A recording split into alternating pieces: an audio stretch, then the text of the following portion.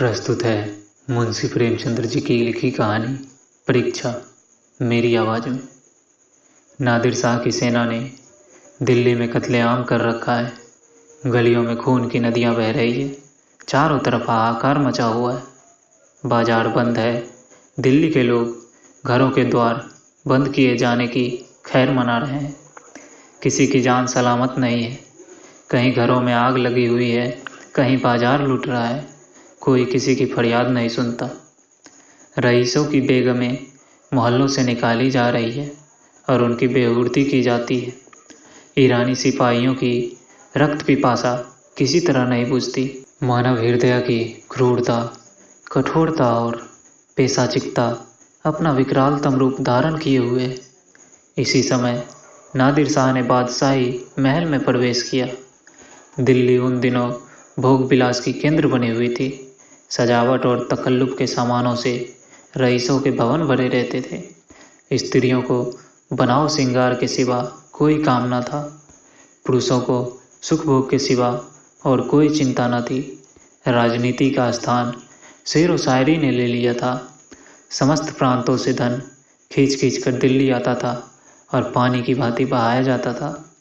वेश्याओं की चांदी थी, कहीं तीतरों के जोड़ होते थे, कहीं बटेरों और बुलबुलों की पलियां ठनती थी। सारा नगर विलास निद्रा में था। नादिर शाह शाही महल में पहुंचा तो वहां का सामान देखकर उसकी आंखें खुल गई। उसका जन्म दरिद्र घर में हुआ था। उसका समस्त जीवन रणभूमि में ही कटा था। भोग विलास का उसे चस्का ना लगा था। कहाँ रण क्षेत्र के कष्ट और कहाँ यह सुख साम्राज्य। जिधर आंख उठती थी उधर से हटने का नाम न लेती थी। संध्या हो गई थी। नादिर शाह अपने सरदारों के साथ महल की सैर करता और अपनी पसंद की चीज़ों को बटोरता हुआ दीवाने खास में आकर कारचोबी मसनद पर बैठ गया। सरदारों को वहाँ से चले जाने का हुक्म दे दिया। अपने सब हथियार रख दिए और महल के दारोगा को बुलाकर हुक्म दिया, मैं शाही बेगमों का नाच देखना चाहता हूँ। तुम इसी वक्त उनको सुंदर वस्त्र भूषणों से सजाकर मेरे सामने लाओ। खबरदार, जरा भी देर ना हो। मैं कोई उजरिया इनकार नहीं सुन सकता। दारोगा ने यह नादिर शाही हुक्म सुना तो होश उड़ गए। वह महिलाएं जिन पर सूर्य की दृष्टि भी नहीं पड़ी कैसे इस मजलिस में आएगी। नाचने का तो कहना ही क्या। शाही बेगमों का इतना अपमान कभी ना हुआ था।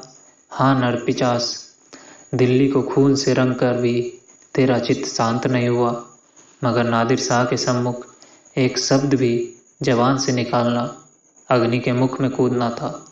सिर झुकाकर आदाग लाया और आकर रानीवास में सब बेगमों को नादिर शाही हुक्म सुना दिया। उसके साथ ही यह इल्तला भी दे दी कि जरा भी तामुल ना हो। नादिर शाह कोई उजरिया हिलाना सुनेगा। शाही खानदान पर इतनी बड़ी विपत्ति कभी नहीं पड़ी। पर अब समय विजयी बादशाह की आज्ञा तो सिरोधार्य करने के सिवा प्राण रक्षा का अन्य कोई उपाय नहीं था। बेगमों ने यह आज्ञा सुनी तो हतबुद्धि सी हो गई। सारे रणनिवास में मातम छा गया। वह चहल पहल गायब हो गई। सैकड़ों हृदयों से इस सहायता याचक लोचनों से देखा। किसी ने खुदा और रसूल का सुमरन किया, पर ऐसी एक महिला भी ना थी जिसकी निगाह कटार या तलवार की तरफ गई हो। यद्यपि इनमें कितनी ही बेगमों की नसों में राजपूतनियों का रक्त प्रवाहित हो रहा था, पर इंद्रिय लिप्सा ने जौहर की पुरानी आग ठंडी कर दी थी। सुख भोग की लालसा आत्मसम्मान का सर्वनाश कर देती है। आपस में सलाह करके मर्यादा की रक्षा का कोई उपाय सोचते ही मोहलत न थी। एक एक पल भाग्य का निर्णय कर रहा था, हताशा का निर्णय कर रहा था। हताश होकर सभी ललपाओं ने पापी के सम्मुख जाने का निश्चय किया। आंखों से आंसू जारी थे।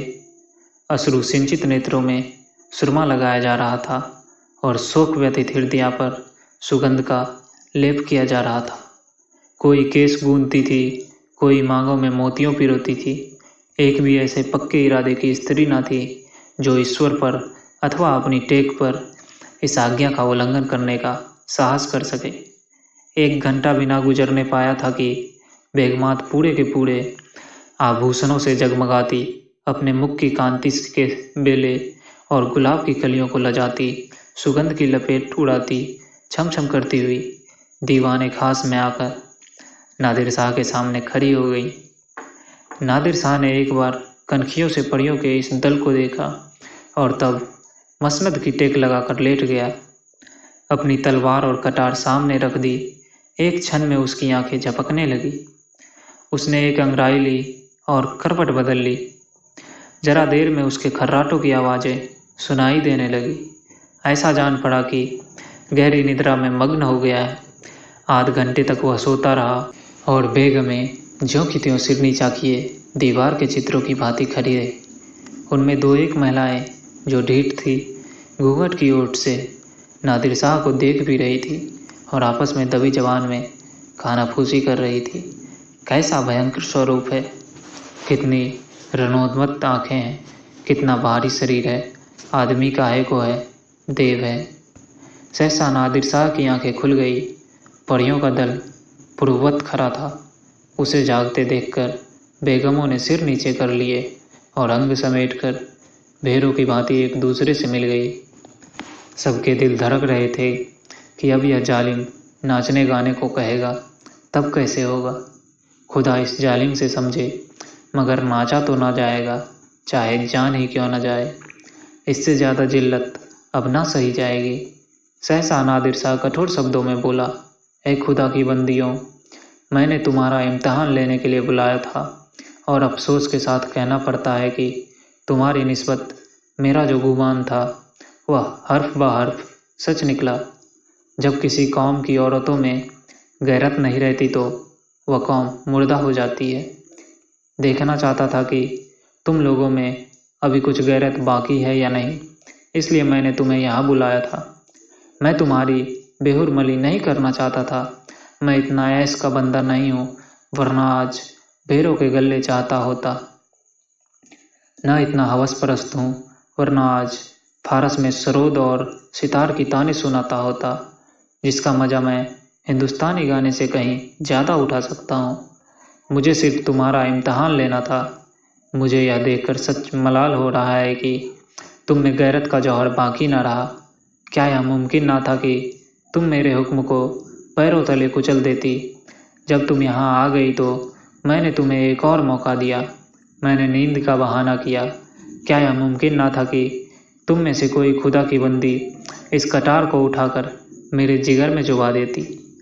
मैं कलाम पाक की कसम खाकर कहता हूँ कि तुम में से किसी को कटार पर हाथ रखते देखकर मुझे बेहद खुशी होती।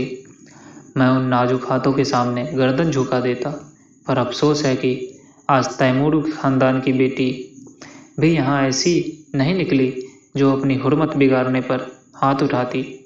अब यह सल्तनत जिंदा नहीं रह सकती। इसकी हस्ती के दिन गिने हुए हैं। इसका निशान बहुत जल्द दुनिया से मिट जाएगा। तुम लोग जाओ और हो सके तो अब भी सल्तनत को बचाओ, वरना इसी तरह हवस की गुलामी करते हुए दुनिया से रुखसत हो जाओगी। तो अभी आप सुन रहे थे मुंशी प्रेमचंद्र जी की कहानी परीक्षा मेरी आवाज़ में।